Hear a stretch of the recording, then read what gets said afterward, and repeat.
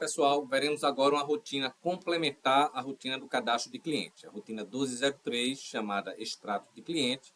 Entretanto, neste momento agora, iremos utilizar ela para definir limite de crédito, alterar o plano de pagamento e a cobrança do cliente. Vamos lá?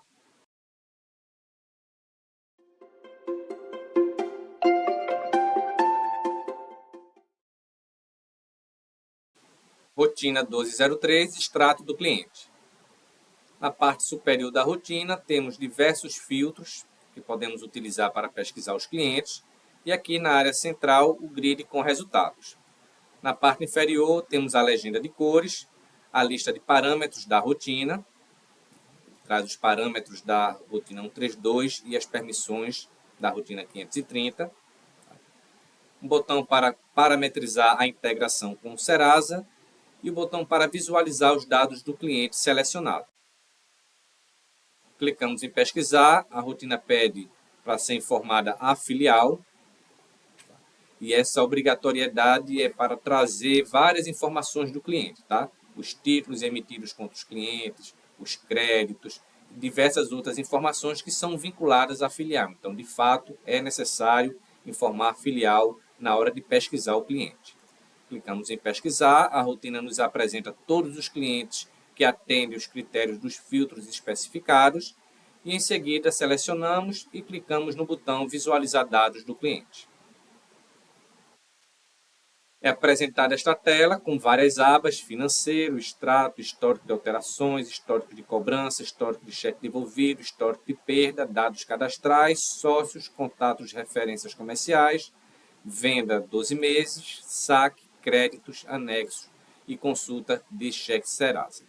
Dentro do escopo deste treinamento, veremos a opção de alterar limite. Essas outras abas serão vistas em treinamentos futuros. Ao clicar em alterar limite, é apresentada esta tela com algumas opções.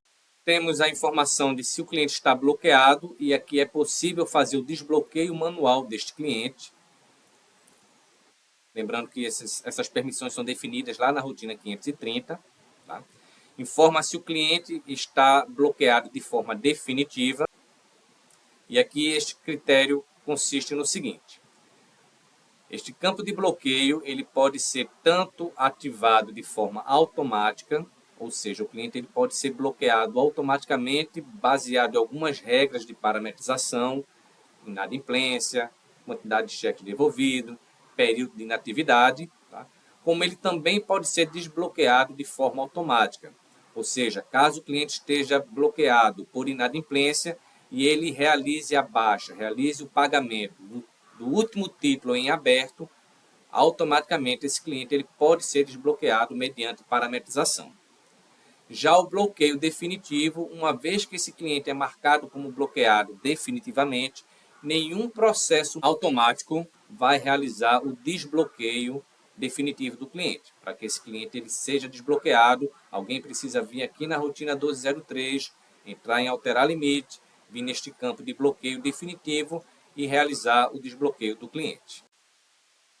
Opção de alteração de limite de crédito. Então, esse cliente ele atualmente possui um limite de R$300 e aqui eu vou informar o novo limite.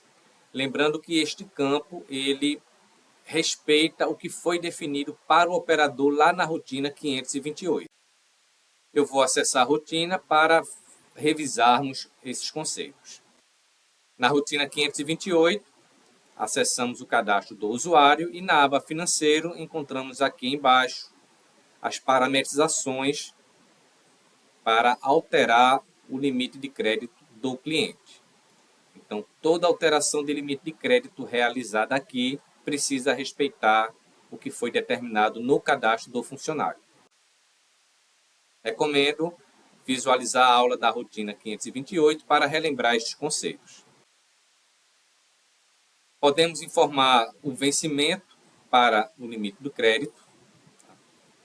E temos os campos de código do plano de pagamento e código de cobrança.